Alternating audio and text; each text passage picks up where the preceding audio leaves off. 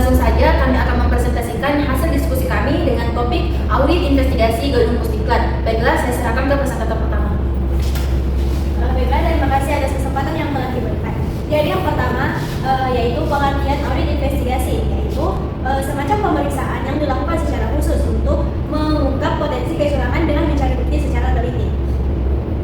Untuk kasus audit investigasi pada proyek pembangunan Gedung Pusdiklat yang kami bahas, kami mengidentifikasi adanya beberapa informasi awal, yaitu pada tanggal 4 Januari 2024, Kementerian ABC menerima sebuah laporan dari masyarakat, yang dimana laporan tersebut menyampaikan dugaan bahwa terdapat kejanggalan dalam proses dan pelaksanaan proyek pembangunan Gedung Pusdiklat yang dinyatakan telah selesai pada 31 Desember 2023. Proyek ini dikerjakan oleh PT UBA, yaitu sebuah perusahaan swasta yang berdasarkan laporan serah terima itu telah menyelesaikan proyeknya tepat waktu. Tapi sejumlah informasi awal yang kami peroleh mengindikasikan adanya potensi konflik kepentingan dan penyimpangan dalam proses tender maupun pelaksanaannya. Adapun informasi awal yang kami dapatkan setelah memeriksa kasus ini, yang pertama itu berupa tangkapan layar percakapan WhatsApp tertanggal 22 Desember 2022, di mana tangkapan layar ini Bapak FH itu selaku Kepala Bagian Umum Kementerian ABC terlihat memberikan instruksi kepada bawahannya, saudara WI, untuk mengatur agar PT UBA ini menjadi pemenang dalam proses tender proyek Gedung Pusdiklat. Selanjutnya, temuan kedua yang kami dapatkan itu hubungan personal yang erat antara Bapak FH dan Bapak UC, pemilik PT UBA. Dari penelusuran media sosial dan berbagai sumber informasi lainnya, diketahui kalau keduanya ini sahabat lama sejak masa SMA, bahkan sering melakukan pertemuan di luar jam kerja. Terus temuan ketiga ini menunjukkan kalau saudara UC ini pernah mengirimkan parsel ke saudara FH dalam berbagai momen, mau itu lebaran ataupun tahun baru. Tapi tidak hanya itu, pada tahun 2023 saudara FH juga memberikan voucher perjalanan umroh ke saudara FH bersama istrinya yang juga kuat sebagai bentuk gratifikasi. Selanjutnya pada tanggal 15 Januari 2024 pukul 9.00 waktu Indonesia Barat, tim investigasi internal ini menyaksikan pertemuan langsung pihak FH dan UC di parkiran Mall Pondok Jaya. Dalam pertemuan itu dilihat kalau ini saudara FH terima goodie bag berwarna merah muda dari saudara UC. Terus setelah itu pulang ke rumah masing-masing dengan kendaraan masing-masing. Dari hasil pengawasan dan dokumentasi virtual tersebut, Inspektorat Jenderal Kementerian ABC menyusun sebuah laporan kegiatan pengawasan pendahuluan. Laporan yang tertanggal 1 Februari 2024 ini menyimpulkan bahwa terdapat bukti awal yang kuat untuk dilakukan audit investigatif lebih lanjut terhadap proyek tersebut. Mungkin cukup sekian dari saya serahkan ke presentator selanjutnya.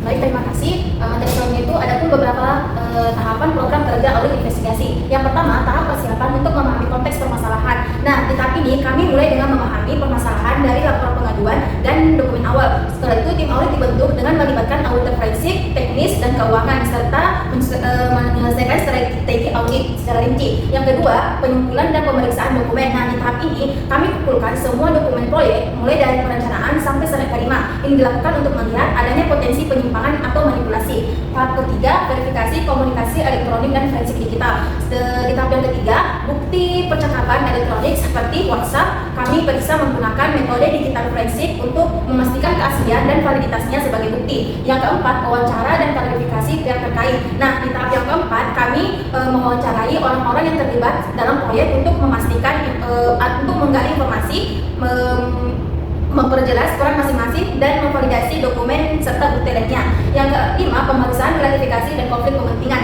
Nah, di tahap yang kelima, tim menyelidiki adanya pemberian hadiah atau parcel dan mencocokkannya dengan laporan harta pejabat terkait untuk memastikan sesuai ketentuan.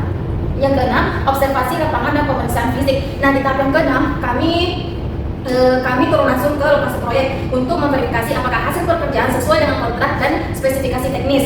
Yang ketujuh, analisis keuangan dan transaksi. Nah, di tahap yang ketujuh, audit dilakukan terhadap aliran dana proyek untuk mendeteksi adanya transaksi mencurigakan atau aliran dana yang tidak semestinya atau tidak sesuai. Nah, di tahap yang ke-8, penyusunan laporan audit investigasi. Nah, di tahap yang terakhir ini, semua temuan dirangkum dalam laporan investigasi yang di dalamnya terdapat bukti, analisis, dan rekomendasi tindak lanjut, baik itu administratif maupun hukum. Baiklah, sekian saya serahkan ke presentator berikutnya. Baik, terima kasih. Di sini saya akan menjelaskan tentang laporan hasil audit dan rekomendasi. Nah, ada pun temuan pertama yaitu intervensi proses tender atau bukti chat. Nah, dari hasil audit investigasi yang kami lakukan ditemukan bukti berupa tangkapan layar WhatsApp antara saudari FH selaku kepala bagian umum dan bawahannya saudari WI. Dalam percakapan tersebut, saudari FH memberikan perintah secara langsung agar mengatur pemenangan tender supaya jatuh ke PT Unggul Bangun Abadi. Nah, hal ini sudah jelas merupakan bukti intervensi, padahal dalam proses penggandaan barang dan jasa panitia adalah seharusnya independen dan tidak boleh diintervensi apalagi dari atasan langsung. Jadi ini melanggar prinsip persaingan sehat dan fair procurement. Temuan kedua yaitu hubungan pribadi dan gratifikasi. Kami juga menemukan bahwa antara saudari FH dan saudari UC, pemilik PT UBA, termasuk ternyata punya hubungan pribadi yang dekat. Mereka sudah saling kenal sejak SMA dan masih sering bertemu di luar jam dinas. Selain itu, ada bukti bahwa saudari FH dan keluarganya menerima berbagai pemberian seperti parsel lebaran, tahun baru, dan atau voucher perjalanan umroh dari saudari UC. Meskipun terkesan sebagai hadiah pribadi, namun karena FH adalah pejabat yang punya wewenang dalam proyek, maka pemberian itu bisa dikategorikan sebagai gratifikasi, apalagi jika tidak dilaporkan ke KPK. Temuan ketiga yaitu penyerahan goodie bag di parkiran Mall Pondok Jaya. Yang pada tanggal 15 Januari 2024, tim pengawas internal menangkap momen pertemuan langsung antara FH dan UC di parkiran Mall Pondok Jaya yang seperti yang dijelaskan saudari Sulfianti tadi. Kita tidak tahu pasti isi tas tersebut, tapi melihat konteks waktu dan lokasi yang tidak resmi, ini sangat mencurigakan dan mengarah pada dugaan penyerahan uang tunai atau suap terselubung. Adapun temuan keempat yaitu ketidaksesuaian proses proyek fisik.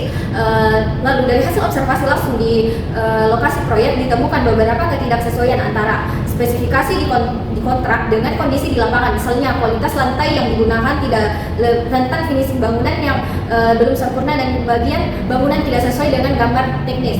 Temuan ini menunjukkan adanya potensi pengurangan volume atau kualitas pekerjaan yang dapat merugikan keuangan negara. Adapun rekomendasi audit investigasi. Yang pertama itu tindak lanjut hukum. Berdasarkan temuan yang ada, kami menyarankan agar hasil audit ini segera diserahkan kepada aparat penegak hukum seperti KPK atau kejaksaan untuk dilakukan proses penyelidikan lebih lanjut, karena bukti awal sudah cukup kuat untuk menduga adanya pelanggaran pidana, terutama dalam hal korupsi, gratifikasi, dan intervensi lelang. Yang kedua itu ada sanksi administratif dan etik.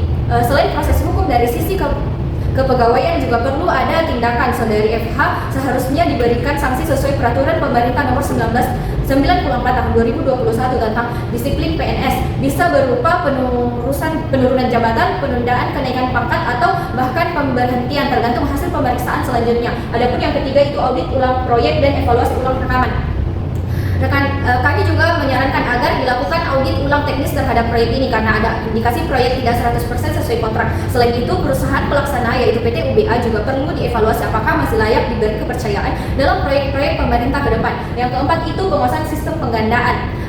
Kasus ini juga menunjukkan bahwa sistem penggandaan masih rentan diintervensi. Karena itu, kami merekomendasikan penguatan sistem enforcement, pelatihan ulang untuk panitia serta penurunan digitalisasi agar semua proses terekam secara transparan. Yang kelima itu ada pelatihan anti gravitas dan etika jabatan. Terakhir, kami menyarankan agar kementerian menggandakan pelatihan berskala bagi para ASN tentang larangan gratifikasi, pelaporan LHKPN, dan etika jabatan supaya kedepannya pejabat lebih sadar bahwa menerima hadiah dalam posisi tertentu bisa berakibat hukum dan mencederai kepercayaan publik. Sekian dari saya kembalikan ke moderator.